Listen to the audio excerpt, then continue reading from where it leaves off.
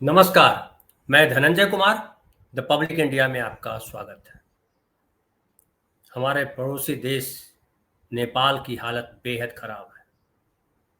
संसद से लेकर के प्रधानमंत्री, राष्ट्रपति, उनके निवास तक को आग लगा दी गई है। हालांकि पीएम जो है ओली साहब, उन्होंने इस्तीफा दे दिया है और बताया जा रहा है कि सेना ने हेलीकॉप्टर से उनको किसी स्थान, जो अज्ञात स्थान है, वहां पहुंचाया है।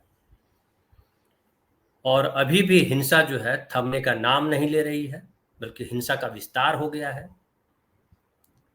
पूर्व पीएम जो है शेर बहादुर देउवा, उनको लोगों ने घर में घुस करके पीटा। वित्त मंत्री विष्णु पौडेल, काठमांडू में उनको दौड़ा करके मारा। और ऐसे कई वीडियो वायरल हो रहे हैं जिसमें उनके मंत्री पीटते नजर आ रहे हैं, उनके घरों को आग लगा दी गई है। पूर्व प्रधानमंत्री पुष्प कमल दहल प्रचंड, यही अगुवा हुआ करते थे जब राजशाही थी, उसके खिलाफ कम्युनिस्ट पार्टी ने जो आंदोलन किया था उसके उस समय अगुवा हुआ करते थे। राष्ट्रपति बने तो उस समय 17 साल और कितने 15 बार, शायद 15 प्रधानमंत्री बन चुके हैं। हर साल कोई न कोई नया प्रधानमंत्री बनता, सत्ता बदल जाती है। तो पुष्प कमल दहल प्रचंड और संचार मंत्री पृथ्वी सुब्बा गुरंग, उनके निजी आवासों को भी आग के हवाला कर दिया गया। और जहां भी कोई दिख रहा है मंत्री के घर पिटाई हो रही है, उनके घरों को आग लगाया जा रहा है। और हालत ये हुआ कि जब केपी शर्मा ओली जो प्रधानमंत्री थे, चूंकि इस्तीफा दे दिया उन्होंने, उनके निजी आवास में जब आग लगाई तो प्रदर्शनकारी उसका जश्न मनाया। सोचिए कितना गुस्सा है लोगों में। और गुस्सा के पीछे वजह बताई जा रही है कि हालांकि कहा गया कि ये जो है सोशल मीडिया को बैन किया गया, इसकी वजह से यूथ जो है, जेन जेड नाम दिया गया उसको, उन लोगों ने प्रदर्शन किया। लेकिन दरअसल कहा जा रहा है कि इसके पीछे जो सबसे बड़ी वजह है वो करप्शन है और बेरोजगारी है। और ये जो वहाँ के नागरिक हैं, जो युवा हैं, वो परेशान है। देखिए वहाँ का अखबार है एक, जिसने लिखा बीबीसी नेपाली सेवा, उसने कहा कि कुछ अखबारों ने विशेष संपादकीय प्रकाशित करके सरकार का नेतृत्व कर रहे ओली से इस्तीफा देने की मांग की थी। अब तो इस्तीफा दे दिया है। और राष्ट्रपति रामचंद्र पौडेल को भेजे अपने त्याग पत्र में ओली ने कहा, जो प्रधानमंत्री थे, उन्होंने कहा कि मैंने संविधान के अनुच्छेद 77(1)(a) के अनुसार आज से प्रधानमंत्री पद से इस्तीफा दे दिया है, ताकि संविधान के अनुसार राजनीतिक समाधान ढूंढा जा सके और देश में उत्पन्न असामान्य स्थिति को ध्यान में रखते हुए समस्याओं को हल करने के लिए आगे की पहल की जा सके। लेकिन वहाँ हालत इतनी खराब है कि ये पहल कौन करे। राष्ट्रपति को इस्तीफा देकर के प्रधानमंत्री तो अज्ञात स्थान की तरफ कूच कर गए हैं, लेकिन राष्ट्रपति के घर को भी आग लगा दी गई है। और पूरा कंट्रोल लगता है जिसे किसी के पास नहीं है। युवा सड़क पे हैं और संसद भवन से लेकर के तमाम जगहों पे जिधर देखिए प्रदर्शन हो रहा है, आग लगी हुई है, अराजकता का माहौल वहाँ है। आप याद कीजिए कुछ समय पहले बांग्लादेश में स्थिति हुई थी, लेकिन बांग्लादेश को छात्र संगठन जो है वो कंट्रोल कर रहे थे और कुछ नेता थे वो कंट्रोल कर रहे थे। अब तक कौन यहाँ कंट्रोल कर रहा है ये पता नहीं चल रहा। हालांकि बालिन शाह जो काठमांडू के मेयर हैं, उनका नाम आ रहा है, लेकिन कहा जा रहा है कि उनके पास ये योग्यता नहीं है कि इस कार्यक्रम को, ये जो चल रहा है वहाँ, इस गुस्से को कंट्रोल कर सके, इस पूरे आंदोलन को नियंत्रित कर सके। तो नेपाल कहिए एक तरह से कहा जा रहा है कि भयानक मुसीबत में घिर गया है। इसके पहले आपको पता है कि इसके पहले बांग्लादेश में हुआ। बांग्लादेश में जो स्थिति हुई, अभी अंतरिम सरकार है, अभी तक चुनाव हुआ नहीं है। वहाँ के जो राष्ट्रपति थी वो भारत में शरण ली हुई है।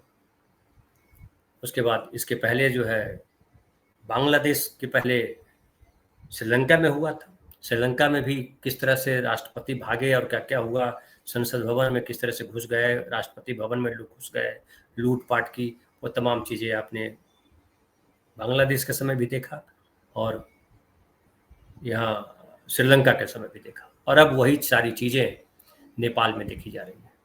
और कहा जा रहा है कि नेपाल के नौजवान गुस्से में, वहाँ की यूथ जो है गुस्से में है, और गुस्सा इतना भयानक है कि संसद से लेकर के सड़क तक ऑनलाइन भी भयानक गुस्सा लोग प्रकट कर रहे हैं। और नेताओं के जो बच्चे हैं जो सरकार में थे, उनके बच्चों की लग्जरी कारें, ब्रांडेड कपड़े, महंगी घड़ियां और विदेशी दौरे के वीडियो और फोटो वायरल हो रहे हैं सोशल मीडिया पे। सोशल मीडिया वापस चालू कर दिया गया। नेपाल के नौजवान संदेश दे रहे हैं कि आम आदमी जिंदा रहने के लिए संघर्ष कर रहा है। गुस्सा इसी बात का कि आम आदमी जो है जिंदा रहने के लिए, नौकरी करने के लिए विदेश जा रहा है, दुनिया के अलग अलग देशों में जा रहा है, और यहाँ नेता के बेटे जो है आराम फरमा रहे हैं और सारी सुख सुविधा उनके पास मौजूद है। हमारे देश में इस तरह की चर्चाएं रोज चलती रहती हैं। बहरहाल स्थिति नेपाल की भी हम जिक्र कर रहे हैं, और वहाँ है कि नेपाल में आम लोगों का मानना है कि भ्रष्टाचार बहुत बढ़ गया है, सरकारी पैसों का दुरुपयोग हो रहा है, और जो सत्ता में है वो भयानक रिश्वतखोरी कर रहा है। हमारे देश में भी ऐसी स्थिति है। मैं अक्सर जिक्र करता हूँ कि बिहार में रिश्वतखोरी चरम पर है, बिना रिश्वत को कोई काम नहीं होता है। बेरोजगारी का क्या आलम है हिंदुस्तान में, ये भी आपको पता है। नेताओं के बेटे किस तरह से विदेशों में पढ़ रहे हैं और विदेशों से पढ़ के यहाँ आते हैं और सीधा या तो एमपी बनते हैं या आईसीसी के चेयरमैन बन जाते हैं, या कुछ और बन जाते हैं। बड़े पद उनके लिए जो है उनको थाली में सजा करके मिलते हैं, लेकिन आम लोगों के लड़के सड़कों पर मारे मारे फिर रहे हैं, पुलिस लाठियां चला रही है। ये हमारे देश की भी स्थिति। लेकिन खैर अभी हम नेपाल की बात कर रहे हैं, और कहा जा रहा है कि नेपाल के जो ऊर्जा मंत्री हैं उनके दीपक खड़का उनके घर से पैसे फेंके, जिसे देखकर आपको लगेगा कि नोटों की बरसात हो रही है, पैसे उड़ाए गए, इतना पैसा उनके पास रखा हुआ था। और सत्तारूढ़ पार्टी के कार्यालयों, मुख्यमंत्री कार्यालय और इमारतों में आग लगा दी गई है। हर तरफ आग दिखाई पड़ रही है, धुआं है, प्रदर्शन है, लोग सड़क पे हैं। काठमांडू जाने वाली इंडिगो की 2 उड़ानें फिलहाल जो है वहाँ गई थी, लेकिन उनको उतरने नहीं दिया गया। बाद में मुझे पता चला कि उनको लखनऊ की तरफ मोड़ दिया गया और बंद कर दिया गया है काठमांडू एयरपोर्ट, वहाँ से कोई उड़ान संचालित नहीं हो रही है। उसके अलावा हालत यह है कि अभी देखिए 21 से ज़्यादा लोग मारे जा चुके हैं, 400 से ज़्यादा लोग घायल हैं। ये आधिकारिक आंकड़ा है, अभी इसमें बहुत संख्या बढ़ सकती है, वगैरह वगैरह हो सकता है।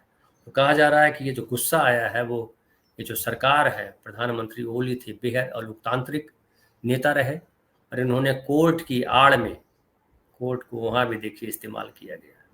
बांग्लादेश में भी आपको याद होगा कि कोर्ट का इस्तेमाल किया गया था किस तरह से विरोधियों को कुचलने के लिए, न्याय को कुचलने के लिए। और न्याय को कुचल करके आप कितने दिन सत्ता में रहेंगे, ये बांग्लादेश ने भी बताया था, ये श्रीलंका ने बताया था, और अब जो है नेपाल भी बता रहा है।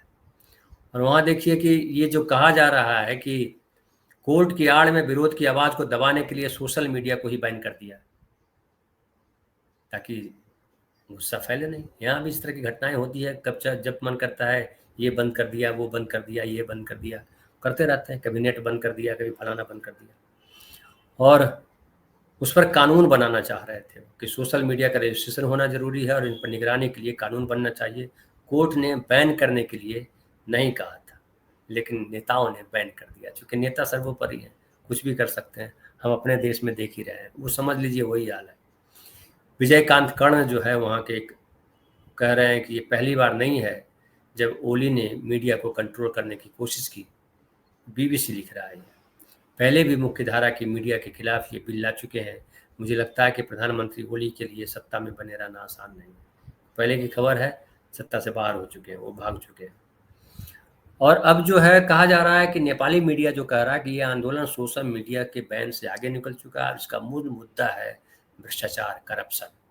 और वहाँ का प्रमुख अंग्रेजी अखबार है माई रिपब्लिका, उसने संपादकीय में लिखा कि जेन जी का विरोध केवल सोशल मीडिया पर प्रतिबंध को लेकर के नहीं है, बल्कि भ्रष्टाचार और कुशासन को लेकर लोगों में गुस्सा पहले से ही था, और सोशल मीडिया बैन के बाद सड़क पर साफ दिख रहा है सोशल मीडिया बैन ने चिंगारी का काम किया। रिपब्लिकन ने आगे लिखा है कि नौजवानों ने एक ही दिन में सरकार की बुनियाद को हिला दिया, सब भाग गए, पिट रहे हैं, जो नहीं भागे हैं वो मार खा रहे हैं, लात खा रहे हैं, मतलब उनके सीने पर चढ़ करके कूद रहे हैं मंत्रियों के, और भागो बचाओ कर रहे हैं, कोई बचा नहीं पा रहा है। ये हालत है नेपाल में, जिधर देखिए आग लगा रहे हैं, मारपीट हो रही है, नेपाल के लोग भ्रष्ट नेताओं के परिवारों की अय्याशी वाली जिंदगी से गुस्से में है। एक ही दिन में इतनी संख्या में नौजवानों की जान, और जो मारे गए लोग, 21 लोग मारे गए थे सोमवार को, 19 लोग। उसके बाद फिर खबर आई ट्यूसडे को कि 2 और लोग मारे गए।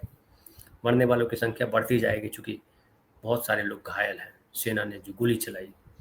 और ये भी कहा जा रहा है कि ये जो सारी, भले गृह मंत्री ने इस्तीफा दे दिया है, जांच कमेटी बना दी गई, लेकिन इससे जवाबदेही का अंत नहीं हो जाता। और नेपाल के नौजवान भयावह तरीके से बेरोजगारी की चपेट में है। नेपाल का जो डिपार्टमेंट ऑफ फॉरेन एम्प्लॉयमेंट है, उसके अनुसार हर दिन नेपाल से लगभग 2200 लोग खाड़ी के देशों के अलावा मलेशिया और दक्षिण कोरिया जा रहे हैं। इसमें मित्र राष्ट्र भारत को मित्र राष्ट्र में गिना जाता है। यहाँ कोई पासपोर्ट और वीज़ा नहीं लगता है। यहाँ सीमाएं लगभग खुली हुई हैं, समझ लीजिए मोटा मोटी। चूँकि बहुत मधेसी जिसको कहते हैं वो भारत के लोग ज़्यादातर उसमें हैं, और उनका आना जाना रोटी बेटी का संबंध है, तमाम चीज़ें हैं।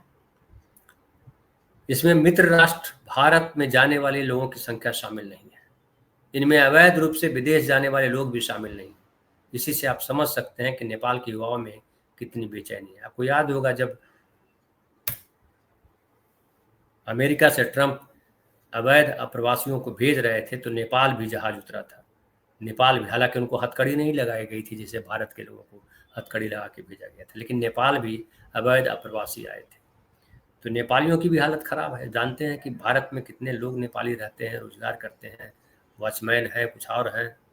और नेपाल योजना आयोग के जो पूर्व सदस्य हैं गणेश गुरंग, उनके हवाले से बीबीसी लिखता है कि नेपाल की अर्थव्यवस्था के लिए इनकी कमाई लाइफ लाइन है। जो बाहर गए हैं वो जो पैसा भेजते हैं वही असल है, और कुल जीडीपी का 28% यहाँ से आता है। और नेपाल की कृषि से 25% जीडीपी का योगदान उसमें है, और पर्यटन महज 6 से 7% है। नेपाल के कुछ 40 लाख लोग विदेशों में काम कर रहे हैं। छोटा सा देश है नेपाल, 40 लाख लोग बाहर कर रहे हैं। इसमें भारत में जो है वो शामिल नहीं है। भारत में ढेर सारे लोग, इसलिए देखिए घुसपैठिए का आरोप यहाँ लगता रहता है कि बांग्लादेश, नेपाल और म्यांमार के लोग यहाँ वोटर लिस्ट में नाम लिखा लिया है और घुस आए हैं। लेकिन अब बात है कि ये जो हो रहा है उसको कैसे किया जाए, कैसे कंट्रोल किया जाए। तो काठमांडू के जो मेयर हैं बालन शाह, सोशल मीडिया पे उनसे लोग अपील कर रहे हैं कि आप जो है इस प्रदर्शन को लीड करें और राजनैतिक कोई वैकल्पिक राजनीति खड़ी की जाए। और लेकिन कई लोग जो गंभीर किस्म के लोग हैं बालन शाह पर भरोसा नहीं कर रहे हैं, चूँकि माना जाता है कि बालन शाह भले आकर्षक दिखाई पड़ते हैं लेकिन वो हैं क्या, वो राजनीतिज्ञ नहीं है, वो गायक रहे हैं, रैपर रहे हैं, और वो कैसे संभालेंगे ये बड़ा मुश्किल है। और ये है कि सत्ता के खिलाफ वो बोलते तो रहे हैं कि बालन शाह ने कहा था कि सिंह दरबार में आग लगा देंगे। कोई जिम्मेदार नेता ऐसा नहीं बोल सकता, लेकिन उन्हें ऐसा बोलने में कोई दिक्कत नहीं है। इसी भाषा और इस तरह के व्यक्तित्व से परेशान भीड़ बहुत आकर्षित होती है। और अब सवाल वही खड़ा हुआ कि सब जब भाग रहे हैं वहाँ से, फैलता जा रहा है, तो कैसे कंट्रोल करें। और बात है कि अभी मधेसी इसमें शामिल नहीं बताए जाते हैं। अभी पहाड़ी लोग जो वहाँ के मूल निवासी हैं वो इस आंदोलन में हैं। जब मधेसी भी इसमें शामिल हो जाएंगे तब क्या होगा। ये जो वहाँ के जो गंभीर लोग हैं वो सोच रहे हैं कि फिर क्या होगा। और ओली ने इस आंदोलन को लेकर के कहा था कि इसमें घुसपैठिया शामिल है। भारत में जैसे घुसपैठिया चल रहा है वहाँ भी घुसपैठिया। सरकार के लिए बड़ा आसान सा शब्द है बचने का, वो बड़ा आसान सा रास्ता है। घुसपैठिया बोल दीजिए, सारे जिम्मेदारियों से निपट जाइए। आप घुसपैठियों के नाम पर देशभक्ति चलाइए, कुछ लोगों को देशद्रोही कर दीजिए, जो हमारे देश में चल रहा है। एसआईआर तो उसी घुसपैठिया के नाम पे चल रहा है। और एसआईआर में क्या हुआ आप सबको पता है कि फाइनली आधार कार्ड स्वीकार करने के लिए कहा गया। काठमांडू के वरिष्ठ पत्रकार नरेश ग्यावाली कहते हैं कि घुसपैठिए से मतलब राजावादी और हिंदू राष्ट्र की मांग करने वालों से। असल देखिए तार यहाँ है, जो राज को पता है कि राजा को हटा करके, राजशाही को हटा करके वहाँ लोकतंत्र स्थापित किया गया, लेकिन जो राजा समर्थक लोग हैं, जो हिंदू राष्ट्र बनाना चाहते हैं नेपाल को, उनको ये पसंद नहीं है लोकतंत्र। वो चाहते हैं कि वापस राजा आए। राजा ज्ञानेश शाह जो है वो लगातार इसमें लगे हुए हैं। आगे क्या होगा वो तो आने वाला वक्त बताएगा, लेकिन नेपाल में जो घट रहा है वो नेपाल के लिए खतरनाक है। और चूंकि इस तरह के प्रोग्राम जो है, अगर कोई लीड करने वाला सही नेता ना हो, और आजकल हुआ क्या, नेताओं पर किसी को भरोसा नहीं रहा। अगर भारत की स्थिति लीजिए कि भारत में ऐसी स्थिति आएगी तो क्या होगा, कौन लीड करेगा, कोई नेता दिखाई पड़ता है। लेकिन सौभाग्य की बात है कि भारत पर अभी भी गांधी का असर है, और हर चीज़ को हम जो है, सिस्टम को हम पसंद करते हैं, भले कितना करप्ट हो गया हो, लेकिन हमें लगता है कि सिस्टम अगर नहीं रहेगा तो बड़ी मुश्किल हो जाएगी।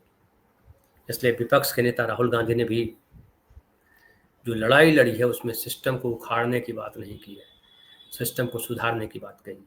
और भारत का कोई नेता नहीं है जो कहता है कि सिस्टम को ख़त्म कर दिया जाए। और अब तो सशस्त्र आंदोलन को ऐसे भी बना दिया गया देशद्रोही, लेकिन जब इस तरह के आंदोलन होते हैं तो जो देशद्रोही का कानून बनाते हैं वो खुद भागते नजर आते हैं। बांग्लादेश लीजिए, श्रीलंका लीजिए, नेपाल लीजिए, सब जगह एक हाल है। क्योंकि भीड़ किसी को पहचानती नहीं है, उन्माद किसी को पहचानता नहीं, चाहे हिंदू मुसलमान के नाम पर किया जाए, देशभक्त और देशद्रोही के नाम पर किया जाए। लेकिन आम आदमी जब गुस्से में आता है, क्योंकि करप्शन इतना भयानक है, और पूरे तमाम इलाकों में नेताओं का जिस तरह से हम सब जहाँ जहाँ हैं वहाँ देख रहे हैं कि नेताओं की अय्याशी किस तरह से चल रही है, नेता किस तरह से चला रहा है। न कोई सिद्धांत है, न कोई कायदा कानून है, जो सत्ता में है उसके लिए सब कुछ है। तुलसीदास जी ने जो कहा है कि समर्थ को नहीं देश दोष को सही, लेकिन सामर्थ्यवान के खिलाफ जब आक्रोश उभरता है तो फिर हर तरफ आग दिखाई पड़ती है, तोड़ फोड़ दिखाई पड़ती है, और फिर सामर्थ्यवान को भागा पार नहीं लगता, कहाँ भाग के जाएंगे, ये स्थिति होती है। नेपाल में यही स्थिति है। अब आगे देखना है कि नेपाल कैसे शांत होता है, वहाँ क्या होता है। लेकिन ये है कि अब सत्ता बदल जाएगी, चीज़ें बदलेगी, 1-2 दिन में पता चल जाएगा वहाँ किस तरह से व्यवस्था बदल रही है। भारत की भी नज़र होगी, चूँकि भारत का पड़ोसी राष्ट्र है। जिससे बांग्लादेश में हुआ था तो यहाँ उड़ करके आई थी, उम्मीद की जा रही है कि ओली साहब भी भारत ही आएंगे। फिलहाल इतना ही, बहुत बहुत धन्यवाद।